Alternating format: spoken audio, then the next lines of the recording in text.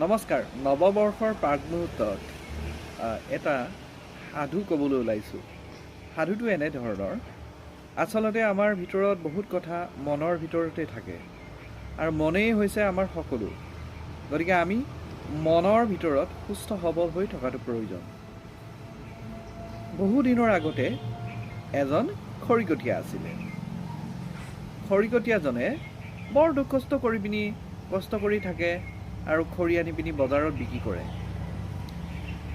এনেধৰণে ভাবি ভাবি এদিন হাবিত গছ কাটি খৰি লুৰি থাকোঁতে এজোপা ডাঙৰ গছৰ তলত তেওঁ কিছু সময় জিৰণি ল'লে। কিন্তু জিৰণি ল'লেই টোপনিও গ'ল। সেইটো সময়তে তেওঁ সপোন দেখিলে যে কিজানি মোৰ এই বিচনাখন ঠিক এখন ৰাজকীয় বিচনা হৈ যায়। সাৰ পাই দেখে যে তেওঁ এখন ৰাজকীয় বিচনাত শুই আছে। ইয়াৰ পিছতে তেওঁ অলপ সময়ৰ পিছত ভাবিলে, ইমান ধুনীয়া বিচনাত মই শুইছোঁ, মোৰতো এতিয়া বহুত ভোক লাগিছে। মই যদি খুব ভাল খাদ্য সম্ভাৰ পালোহেঁতেন ভাল লাগিল হয় এখন ধুনীয়া সুদৃশ্য টেবুলত। অলপ সময়ৰ পিছত তেওঁৰ সন্মুখত এখন প্ৰকাণ্ড খোৱাৰ টেবুলত বিভিন্ন খাদ্য সম্ভাৰেৰে উপচি পৰিল। তেওঁ বৰ আচৰিত হ'ল, বাপৰে বাপ, কেনেধৰণৰ এক মনৰ ভাৱ। ইয়াৰ পিছতে তেওঁ ভাবিলে যে মইতো এনেকৈ আছোঁ, মোৰ ড্ৰেছবিলাক সলনি হৈ পিনি এটা ভাল ভদ্ৰলোকৰ ড্ৰেছলৈ পৰিৱৰ্তন হ'ব লাগে।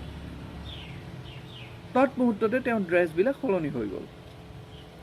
তাৰপিছত ভাবিলে, বাপৰে বাপ, ইয়াৰ পিছত মই আৰু এটা কাম কৰোঁ, ৰ'ব, মই ইয়াতেতো মুকলিমূৰীয়াকৈ আছোঁ, গতিকে এটা ৰাজ অট্টালিকা এটা কথা ভাবোঁ, কিজানি ইয়াত ৰাজ অট্টালিকা হৈ যায়। তৎমুহূৰ্ততে এটা প্ৰকাণ্ড ৰাজ অট্টালিকা হৈ গ'ল। তাৰপিছত তেওঁ ভাবিলে, মোৰ ইয়াত বহুত লগোৱা লিকচো লাগে। আচৰিত ধৰণে বহুত লগোৱা লিকচো তাত সমাৱেশ ঘটিল।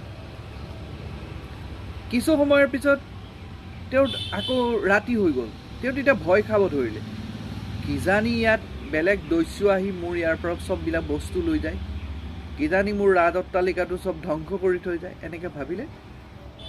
সঁচাকেই পিছ ৰাতি বহুত তেনেকুৱা ধৰণৰ ডকাইত আহি পিনি তেওঁৰ গোটেই লণ্ড ভণ্ড কৰি বস্তুবিলাক লৈ গ'ল, লগোৱা লিকচো চব মাৰি থৈ গ'ল আৰু ঘৰটোও জ্বলাই থৈ গ'ল। তেওঁ আকৌ পুনৰ আগৰ অৱস্থাত আহি পালে। তাৰপিছত তেওঁৰ আগৰ অৱস্থাতে কোঠাৰখন লৈ পিনি ঘৰলৈ উভতিবলৈ ল'লে।